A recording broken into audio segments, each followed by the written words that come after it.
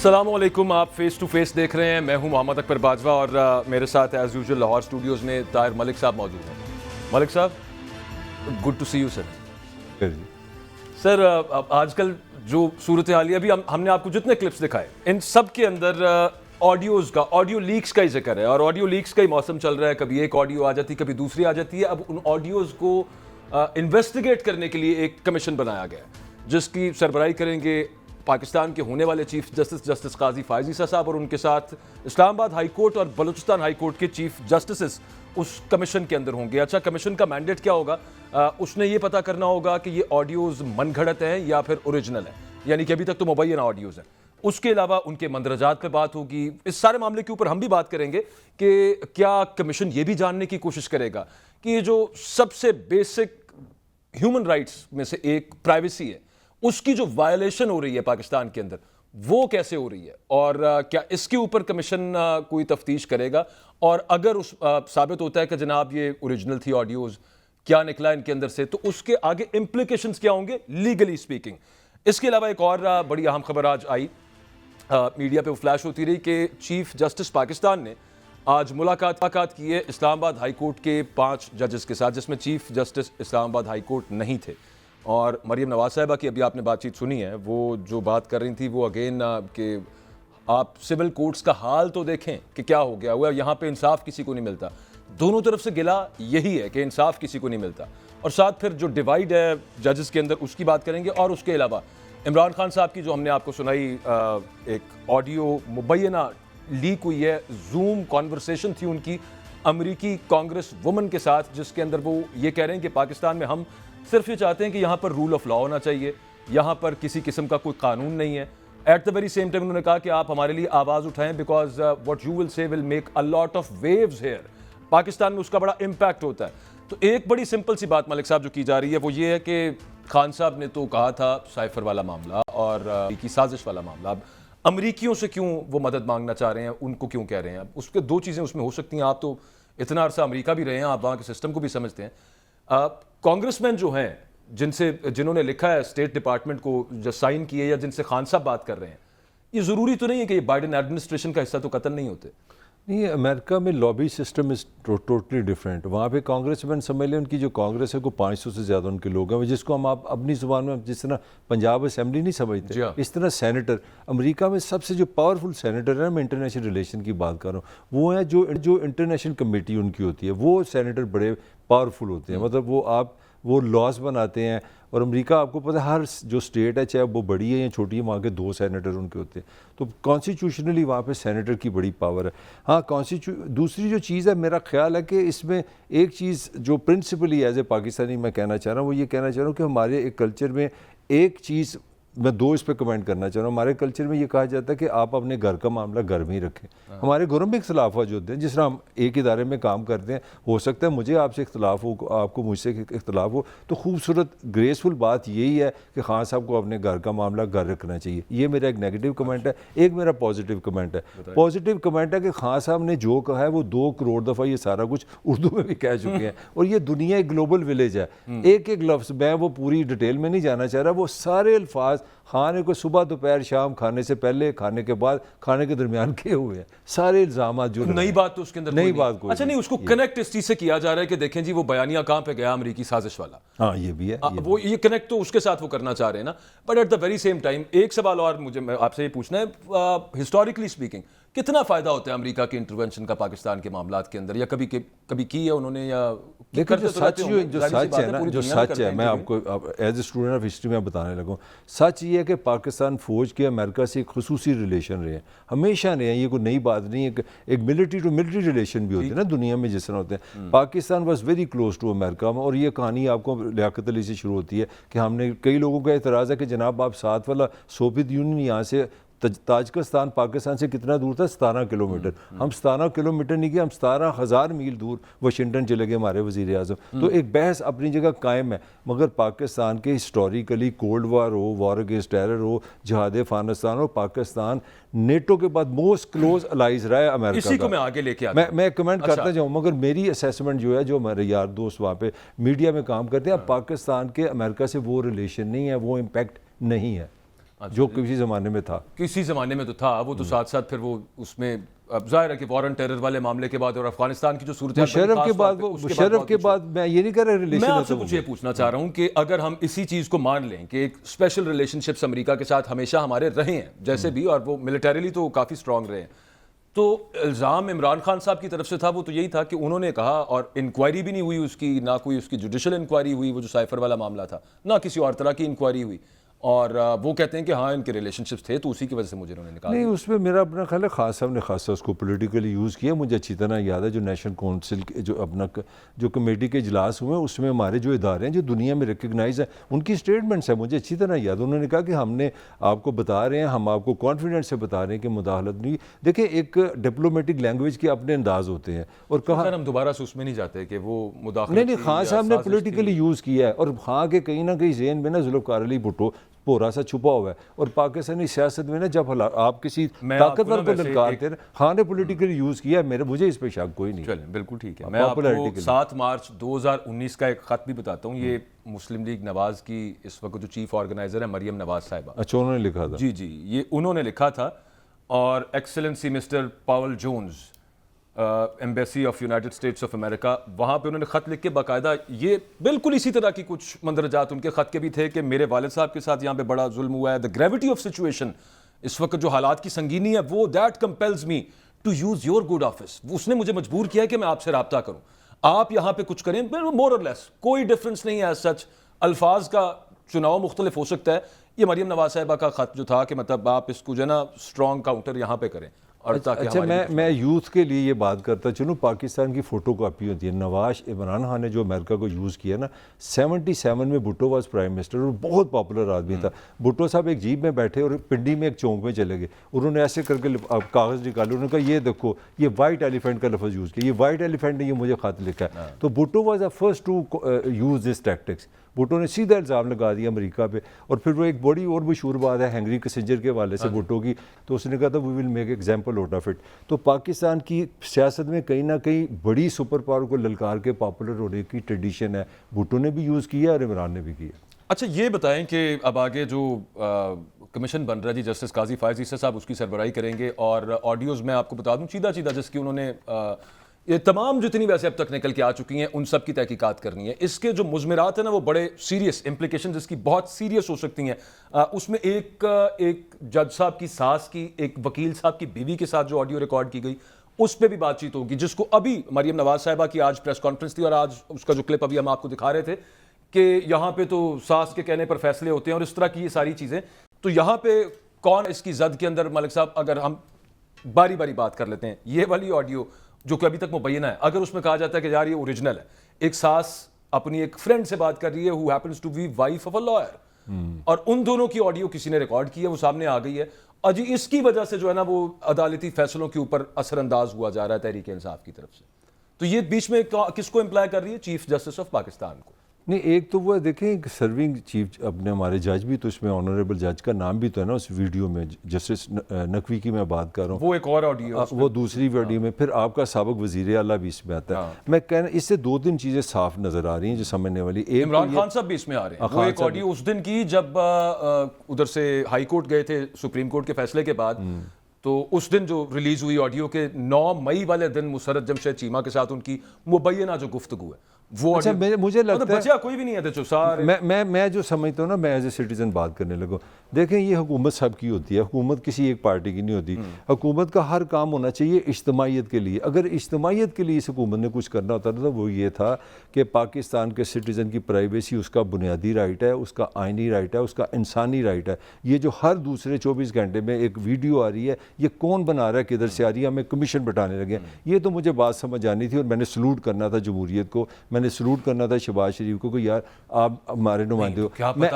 मैं फिक्र काजी फायज़ ईसा साहब क्या पता आप इससे जो कमीशन बने उसके अंदर वही चीज़। इससे मैं आपको जो पॉइंट रेज करना चाह रहा हूँ, इस कमीशन के पीछे वो कहते हैं नीयतों का तो अल्लाह ताला को पता है, मगर बज़ाहिर ये जजिस में तकसीम को नुमाया करेगा ये केस। ये जो आप पॉइंट मेरा समझने की कोशिश करें, ये इन्वेस्टिगेट किसकी कर रहे हैं, ये मेरी नहीं कर रहे। ये जब जजिस की करेंगे कि किसी की सास है तो वो किसी जज साहब की सास है ना, एक आपके सर्विंग जज उसमें आ गया, तो वो जो एक तासर बना है ना कि हमारी हाई कोर्ट जो है, बड़ी अदालतें जो है तकसीम है, उसको ये हवा मजीद मिलेगी, ये समझने की कोशिश करें। सुप्रीम कोर्ट के अंदर खास तौर पे जो ये पॉइंट divide है, हाँ। ये पॉइंट है, वो तो हवा बाकी उसको मजीद मिलेगी। और इसमें एक और मेरा लेकिन सवाल आप है। इस चीज से आप क्यों हुस्न ज़न नहीं रख रहे जस्टिस काजी फायज ईसा साहब से, चीफ जस्टिस बलूचिस्तान से, chief justice Islamabad high court से, कि वो वैसे तो ये जो कमीशन बना है उसका मैंडेट ये है कि वो चेक करें कि ओरिजिनल हैं कि क्या है इनके जो मंदरजात हैं, और फिर आगे उस पर क्या मामला बनेगा उस पर हम बात करेंगे, हमारे साथ लीगल एक्सपर्ट होंगे।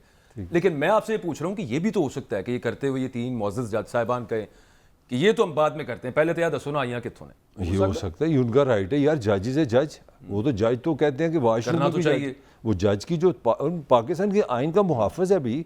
मेरा तो बेसिक क्वेश्चन है, जो फंडामेंटल राइट्स आपका जो क्वेश्चन है, मैंने अपनी ज़िंदगी में इतनी वो वीडियोस ऑडियो नहीं सुनी। ये मतलब एक सिलसिला 4-5 साल से जारी है और रोज़ बढ़ता जा रहा है, बढ़ता जा रहा है। मेरा साल से कब से जारी है? नहीं, ये बड़ा पुराना हो गया, कभी किसी की वीडियो, कभी किसी की वीडियो पे नहीं, ऑडियोज लीक जो हैं ये तो जब इमरान खान की गवर्नमेंट जो जज साहब जो चले गए हैं, जो नैब के जज थे, जो नवाज शरीफ का जो अपने भट्ट साहब ने जो बनाई थी वीडियो, वो बैठे हैं बातें कर रहे हैं 4-5। आपको याद है मरियम ने जो प्रेस कॉन्फ्रेंस तारीखी की थी, वो वीडियो लीक से की थी ना, कि ये देखे जज क्या कह रहा है। अर्ज किया कि वो खुफिया कैमरा लगा के रिकॉर्ड कर लेना, दैट इज समथिंग एल्स।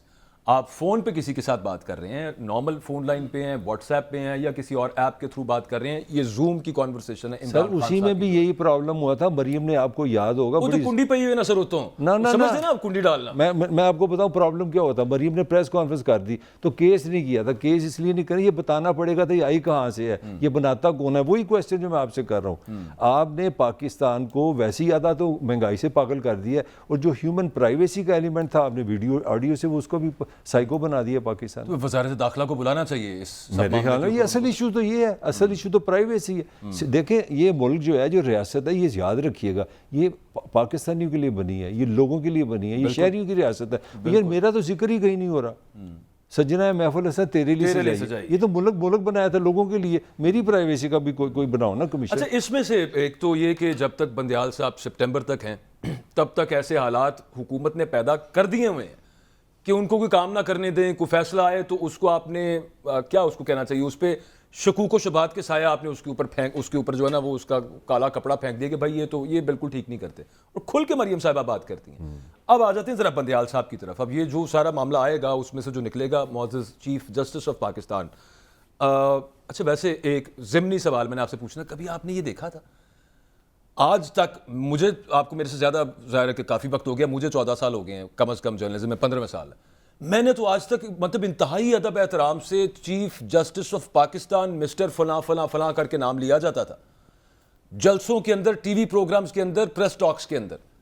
मतलब अब कमाल आ गया, वो डायरेक्टिव उमरता बंदियाल शुरू हो जाती है। नहीं, वो तो सहूलतकार कह रही है, जिसको नाम नहीं लिया उनको तो सहूलतकार मैं कहना नहीं था, चारा चलें आपने। मैं तो मरियम की सुना है, मैंने आवाज़ अपने कानों से सुनी है। उन्होंने तो इस तरह से कहा जैसे वो पॉलिटिकल वर्कर हैं, जमातों का हिस्सा है। आप बात कर रहे हैं, जो लफ्ज़ आपने यूज़ किया, मैंने तो इस तरह की वाकई कोई चीज़ नहीं सुनी थी। और जब आज से 25-30 पहले जब हमने पाकिस्तान में जो जर्नलिज्म देखा था, मैं बिल्कुल सच बताने लगा, आपको जजीज शादियों में नज़र नहीं आते थे, यकीन करें लोगों को नाम का भी नहीं पता होता था। अब जो अच्छा जर्नलिस्ट है उसको सारे सुप्रीम कोर्ट के जजेस का नाम पता है, प्रायोरिटी पता है, उसको पता है कब प्रमोशन किसकी होगी। तो जजेस खत लिखते हैं, आम सहाफियों को भी लिख देते हैं। पहले नहीं था, पहले इस तरह का कल्चर नहीं था। हाँ, नहीं, वो तो गुफ्तगू वगैरह वो तो सियासी, बल्कि मैं नाम नहीं लेता, पता नहीं मेरी को कहते औकात ही नहीं है। मैं तो मतलब कई मैंने देखे वीलॉग्स हुए हैं जजेस के साथ, मतलब वो इंटरव्यू सर्विंग, मैं वही कह रहा था। तो पहले इस तरह की कोई वीलॉग नहीं था, पहले इस तरह की कोई ट्रेडिशन नहीं मैंने देखी। जजेस कभी भी मीडिया से बात ही नहीं करते थे। वो बड़ी मशहूर ज़माना बात है ना जी, जजेस के फैसले बोलते हैं, मगर हमने, मेरा हाल हमारा जो सवाल है वो नज़र आ रहा है। अब इसके ऊपर वो जो चीफ जस्टिस साहब की हम बात कर रहे थे, उसकी बड़ी इम्प्लीकेशंस ये होंगी कि एक तो चीफ जस्टिस साहब ने जो बेंच बनाया और जो सुओ मोटो लिया इलेक्शंस के हवाले से, वो तो गया जनाब ख़त्म, मतलब टाटा बाय बाय हो गया आईने पाकिस्तान। तो एक कमीशन इसमें नहीं बनेगा कि ये 14 मई को इलेक्शन क्यों नहीं? नहीं जी, बंदियाल साहब है ना चूंकि। अच्छा, मैं लेकिन at the very same time वो अभी हम बात इस पर मजीद तफसील से भी करेंगे। मैं हमेशा से ये कहता आया हूं कि ये चीज़ सिर्फ मजीद मडी करेगी, गदला करेगी सूरत हाल को। क्या मुजायका था एक फुल बेंच बना देते, सबका कम अज कम दिमाग सामने तो आ जाता जजेस का कि उनका क्या सोचना है। अच्छा, अभी तो यूं और ये बड़ी तशवीशनाक बात है, इस तरह से पोर्ट्रे किया जाता है जब वो नवाज शरीफ साहब इंग्लैंड में बैठ के कहते हैं हम तुझे 4-3 के फैसले को मानते हैं, मरियम साहिबा कहती हैं हम तो 4-3 के फैसले को मानते हैं, वजीर आजम कहते हैं हम तो 4-3 के फैसले को मानते हैं। बताना ये चाह रहे हैं कि 4 मुअज़्ज़िज़ जजेस ऑफ सुप्रीम कोर्ट आइन के मुताबिक इलेक्शन नहीं चाहते।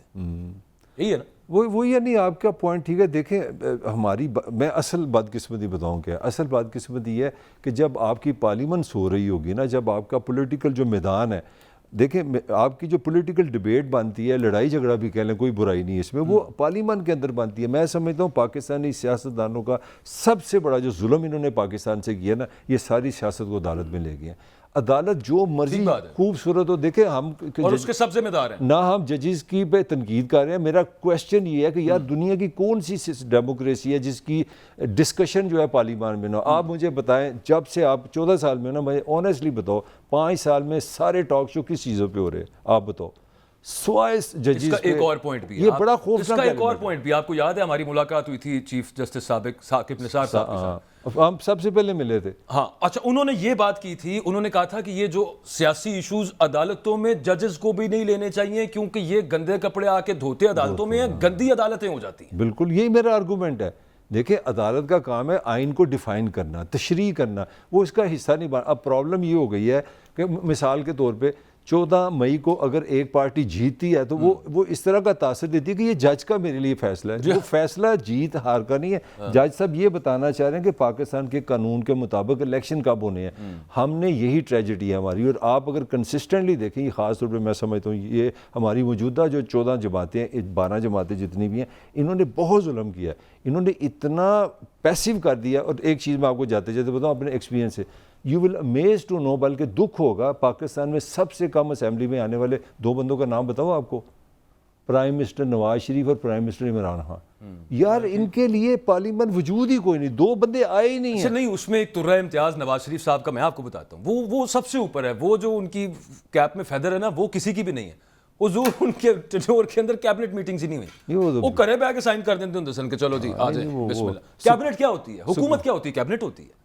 इमरान खान साहब के दौर में ये बात आपकी दुरुस्त है, पार्लियामेंट के अंदर उन्होंने शुरू में कहा था कि मैं हर 2 हफ्ते आया करूंगा, खान भी नहीं गया। और वो बातचीत, लेकिन फिर उन्होंने कहा, उनकी पार्टी ये कहना शुरू हो गई कि भाई इनका रवैया ही आगे से नारे लगाना शुरू कर देते हैं और ये सुनते ही नहीं है, तो इस वजह से वो नहीं आते। लेकिन आपने जजी देखे ना, वही तो मैं रो रहा हूँ। देखें आज हम बात करते हैं कि यार इस मुल्क में इलेक्शन होना चाहिए, गुर्बत किस तरह ख़त्म होनी चाहिए, बेरोज़गारी का प्लान पीटीए का ये है, पीपल्स पार्टी ये करना है, हम इस पर जर्नलिज्म का ये काम था। अब हर वक्त एक बेंच होता है और अंदरों साढ़ा डर लगा होंगे, या अल्लाह तू ही अदालत ना जो गलत फिक्र ना निकले।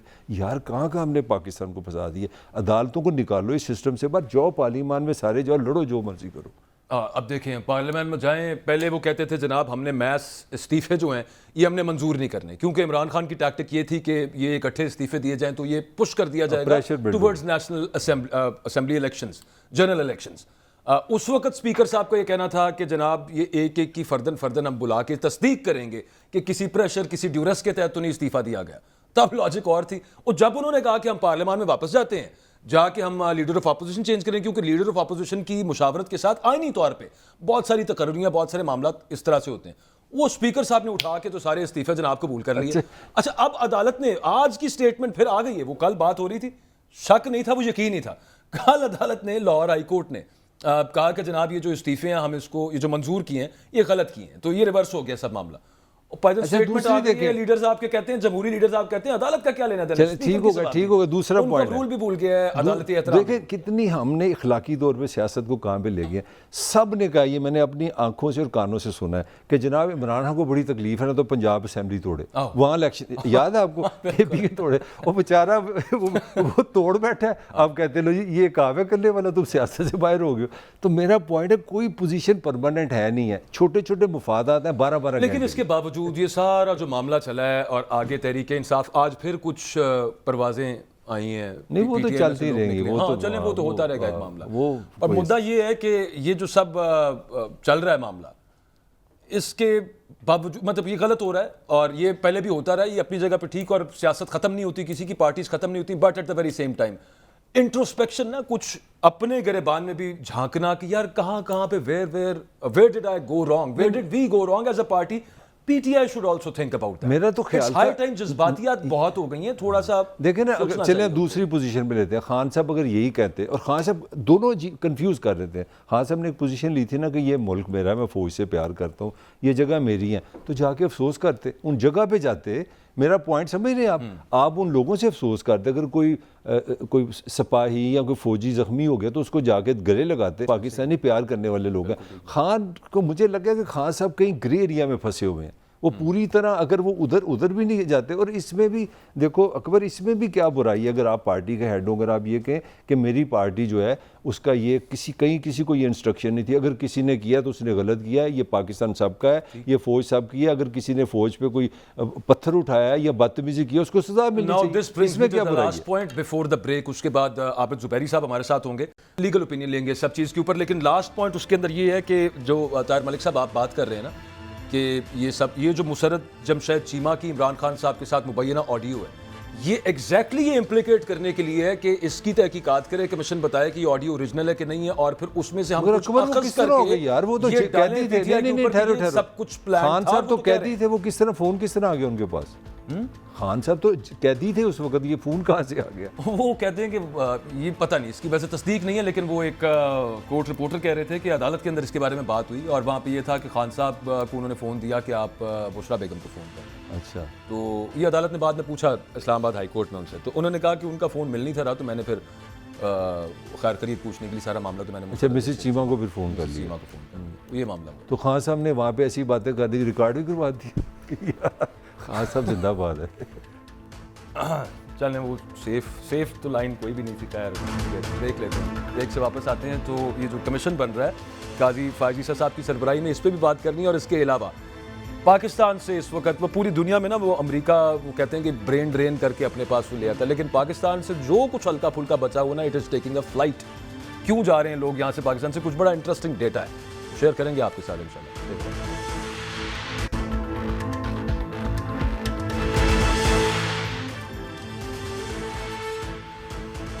जावेद लतीफ़ साहब ने आज प्रेस कॉन्फ्रेंस की है, उसके अंदर उन्होंने एक दफ़ा फिर बार अच्छा, जावेद लतीफ़ साहब, ये कहा जाता है कि ये नवाज शरीफ साहब के स्पोक्स पर्सन है। बहुत सख्त बातें जावेद लतीफ़ साहब बहुत अरसे से कर रहे होते हैं और कुछ ना कुछ उनके पीछे होता है कोई मामलात, लेकिन at the very same time बहुत सारे इल्ज़ामात वो ऐसे लगा देते हैं कि और कोई लगाए तो खुदा की पनाह।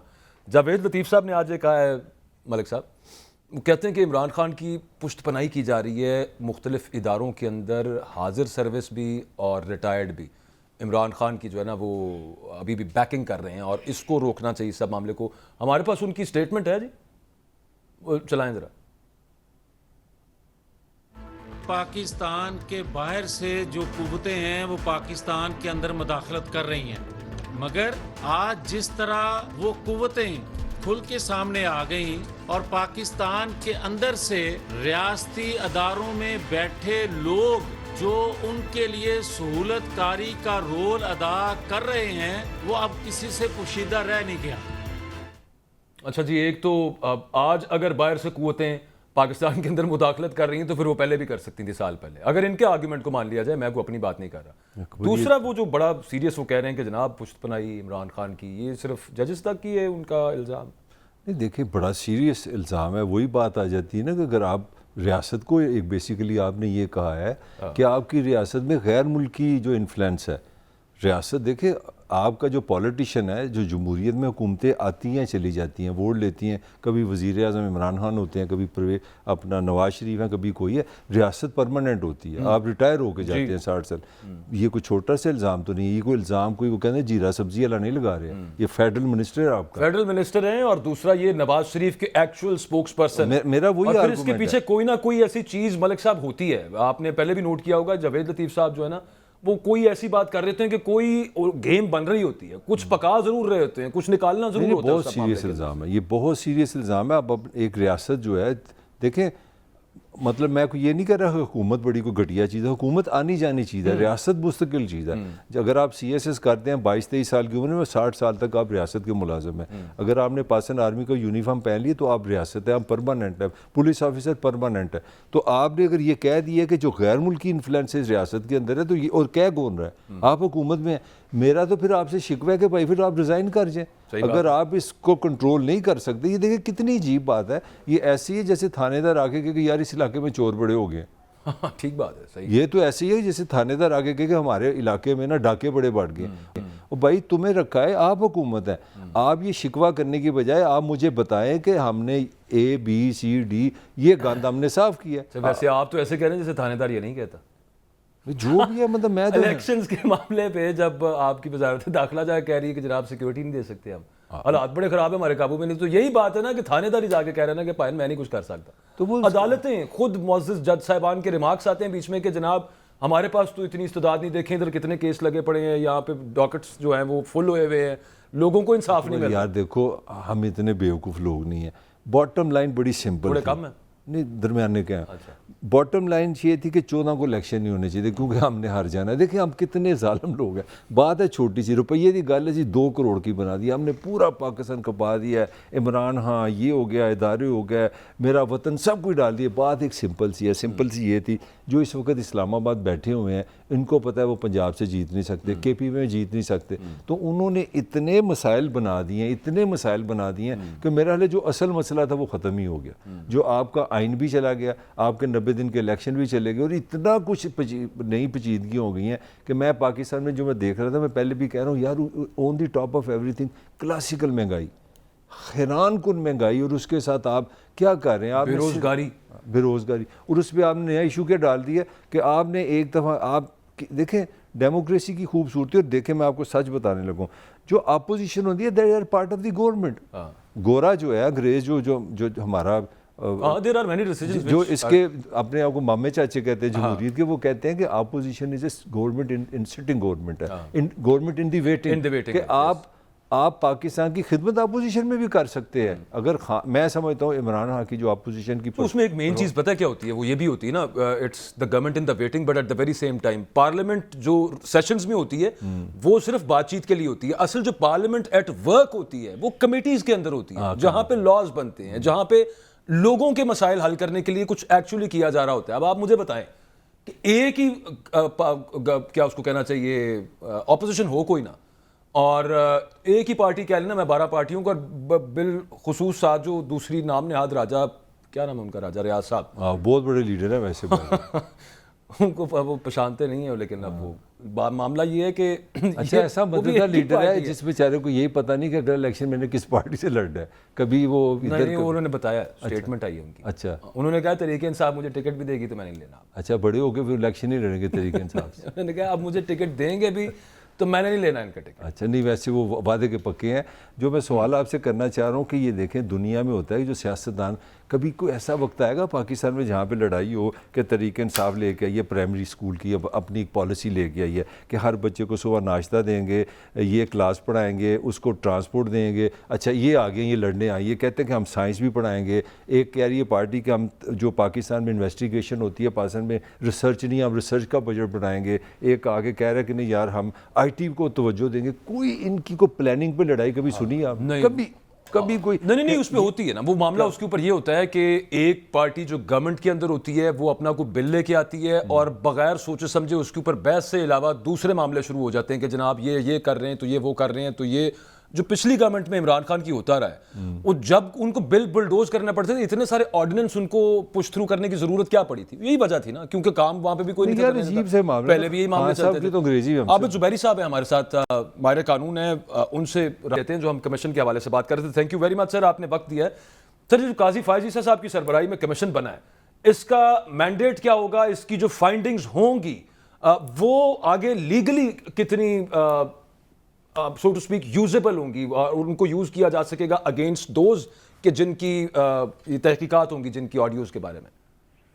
बिस्मिल्लाहिर्रहमानिर्रहीम। पहली तो बात ये नोटिफिकेशन मैं तो समझता हूँ कि बिल्कुल मेलाफाइड है और ये बदनीयती पर मबनी है, क्योंकि आप देखिए कि जो जिस तरह से इसको कहा जुडिशरी के, उसके लिए जुडिशरी के से जो बारे में ये लोग बातें कर रहे हैं, हुकूमत के वक्त है कि वो कोर्ट के फैसले नहीं मान रहे और उनको तजलील की जा रही है पार्लियामान के अंदर, पार्लियामान के बाहर।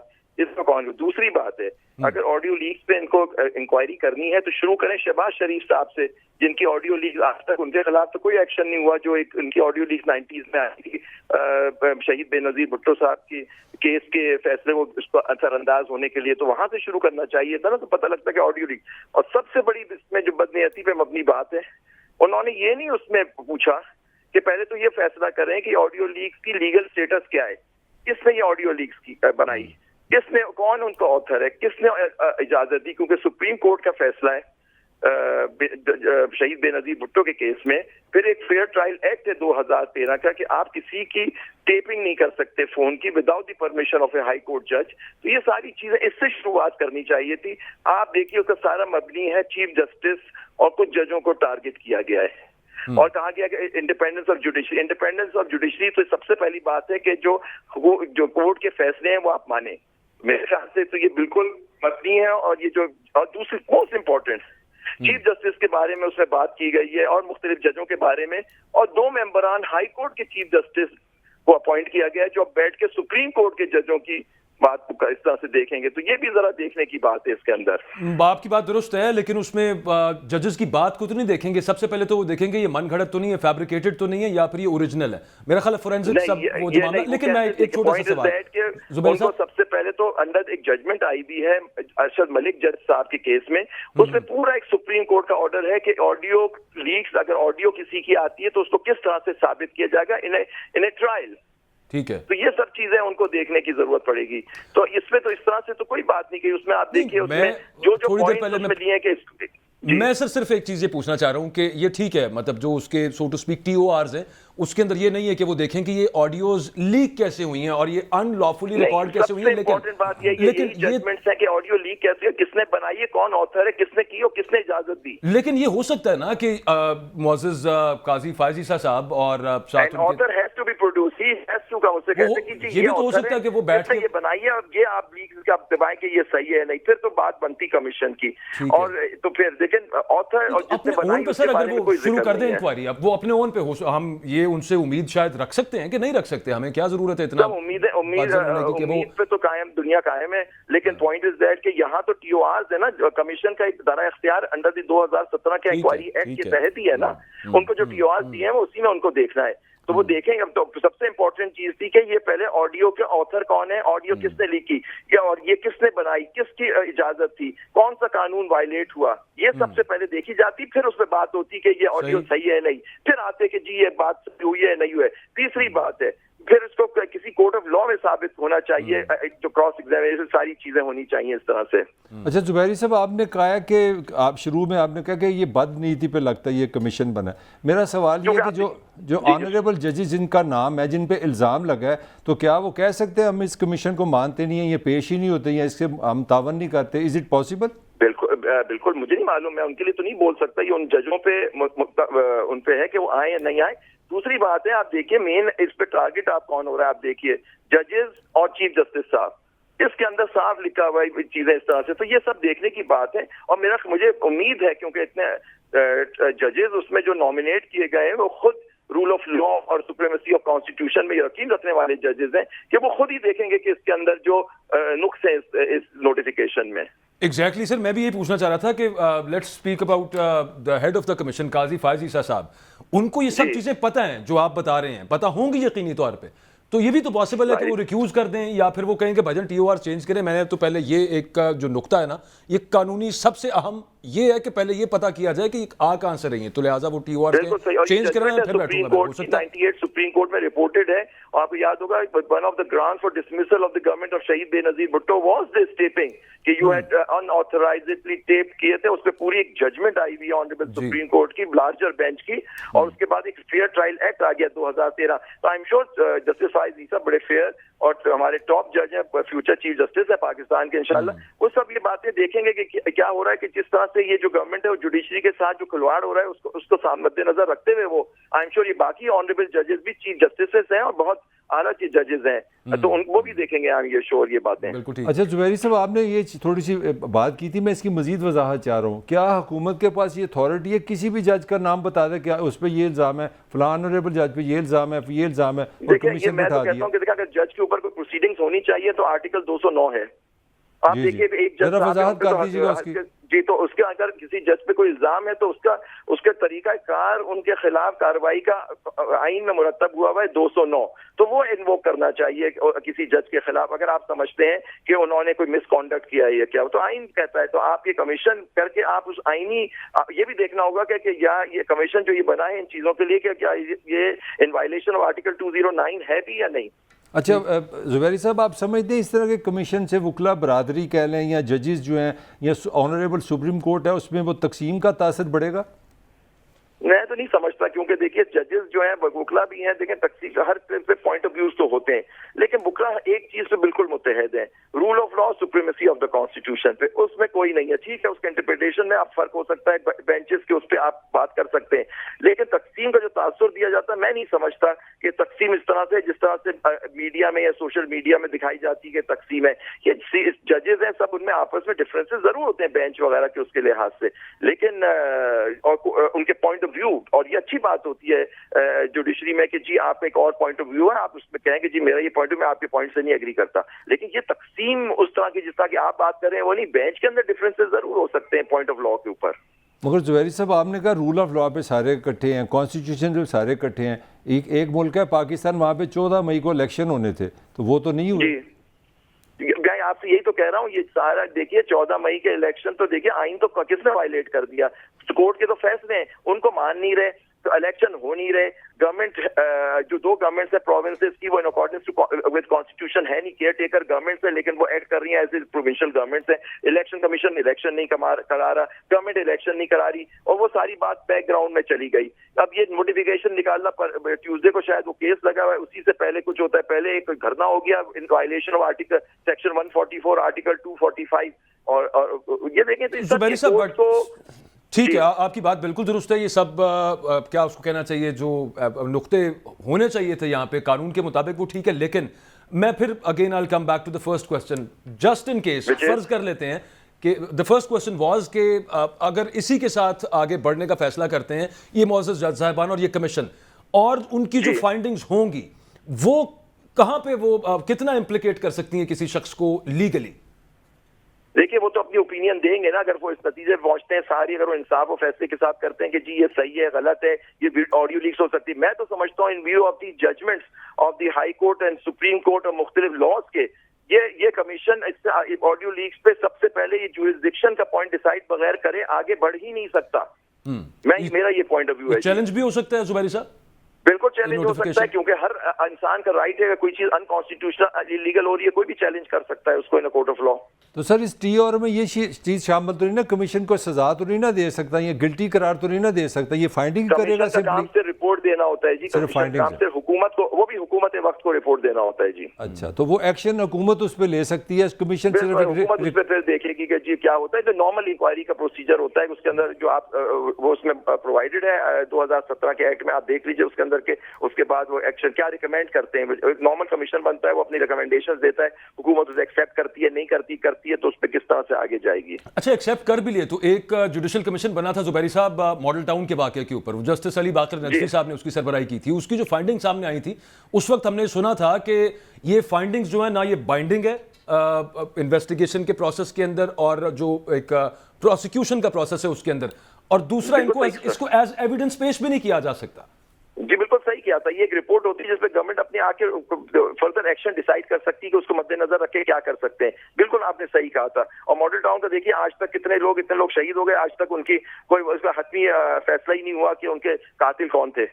तो फिर इसका मतलब है कि ये जो कमीशन बनाया गया है बड़ी अच्छी तरह से उनको पता होगा कि इसका स्कोप कितना है, इसकी फाइंडिंग्स का स्कोप कितना है, तो ये सिर्फ पॉलिटिकल यूज के लिए होगा मोस्ट प्रोबेबली। पहली बात जो मैं आपसे कही, ये सारा कमीशन बनाने का जो मकसद था ये बदनीयती मेलाफाइट पे मबनी है, कोर्ट को खराब गंदा करना है। चीफ जस्टिस साहब ये जजों पे एक तरह से और हमला हो रहा है जी, जो मैं कह रहा हूं उसमें इमरान खान साहब की ऑडियो जुबैर साहब मेरा लास्ट क्वेश्चन है, ये जो फाइंडिंग्स करेगी हुकूमत वो जुडिशियल अपना आगे जा सकती है, कमीशन में भी लेके जा सकती है?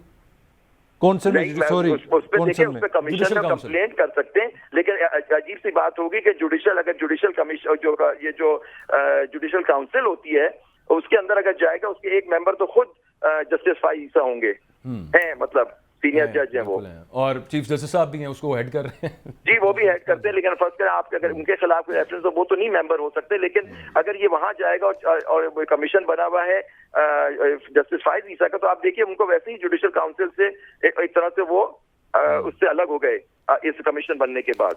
लास्टली इसकी वेरासिटी देखने का, सच्चाई देखने का कि ये जो ऑडियोज लीक हो रही हैं ये ओरिजिनल हैं या टेम्पर्ड है या फैब्रिकेटेड है, इसका कोई और तरीका भी है सुप्रीम कोर्ट की। आपको याद हो एक जज थे अरशद मलिक साहब मरहूम, जी बिल्कुल बिल्कुल, उनके अंदर उनके जब ऑडियो लीक्स वगैरह गवर्नमेंट के कुछ लोगों ने कराई उनकी, उसके बाद सुप्रीम कोर्ट का एक फैसला आया कि ऑडियो लीक्स की वेरासिटी को किस तरह से उन्होंने पैरामीटर्स ले डाउन किए गए। इसलिए मैंने आपसे कहा पहले इस कमीशन को देखना चाहिए कि किस तरह से क्या है ये जो उनको कमीशन में काम करने को क्या है, पहले पैरामीटर्स तो तय करें कि ऑडियो लीक्स लीगल है नहीं है, किसने बनाए उस parameter, judgment of the supreme court में आएंगे, फिर उसके बाद देखा जाएगा कि नेचुरली कमीशन सुप्रीम कोर्ट के फैसले से तो बालातर नहीं है, उस कमीशन को देखना होगा जो हम सब पे बाइंडिंग है वो फैसला सुप्रीम कोर्ट का। बिल्कुल ठीक है। और आखिरी सर क्वेश्चन ये कि एक मौजूद जज साहब ये आखिरी है, ये पक्का आखिरी है। आ जाते ना आपकी बातें ऐसी होती हैं उसपे से और फिर ज़हन में काफी सारी चीजें आ जाती ताकि क्लैरिटी आ जाए। अच्छा मैं एक तो नहीं कर रहा आपको, नहीं हम तो और ज्यादा एनलाइटन हो रहे हैं आपकी बात से। एक जज साहब है, मैं नाम नहीं लूंगा क्योंकि वो अभी भी मतलब सर्विंग जज साहब हैं, उन्होंने कुछ अर्सा पहले 1 साल डेढ़ पहले इस तरह की एक ऑडियो आई और उन्होंने कहा कि यार इसको रिकॉर्ड का हिस्सा बना दें। उसका मतलब ये होता है कि आपने मान लिया कि ये ऑडियो ठीक है और इसकी जो मैं नहीं एग्री करूंगा। देखिए जो मुझे नहीं मालूम कौन जज साहब थे या क्या थे, लेकिन हम तो बाउंड हैं जस्टिस आसिफ खोसा साहब के फैसले, जस्टिस अरशद मलिक के केस में और शहीद बेनजीर भुट्टो के केस में जो सुप्रीम कोर्ट का फैसला है, और फेयर ट्रायल एक्ट है 2013 का, पार्लियामेंट का बनाया हुआ एक्ट है कि अगर आप किसी के ऑडियो को रिकॉर्ड भी करना चाहते हैं तो आपको हाई कोर्ट के जज से परमिशन लेनी पड़ेगी। ये देखिए ये सारी चीजें मद्देनजर ये चीज सामने रखी जाएंगी और कोई भी चैलेंज कर सकता है कमीशन जो है जिस तरह से बातें लिखी गई, और उनको क्यों छोड़ दिया गया जो और लोगों की जो इस वक्त सिटिंग गवर्नमेंट की जो ऑडियोज हैं उनको भी तो शामिल है, तफ्तीश करें और शुरू करें शुरू पहले से।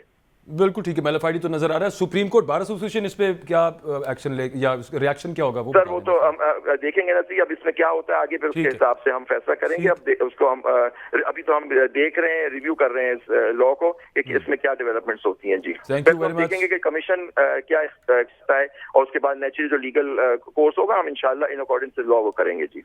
Alright thank you very much. Zubairi साहब हमारे साथ मौजूद थे। समझ आ गई है ताहिर मलिक साहब?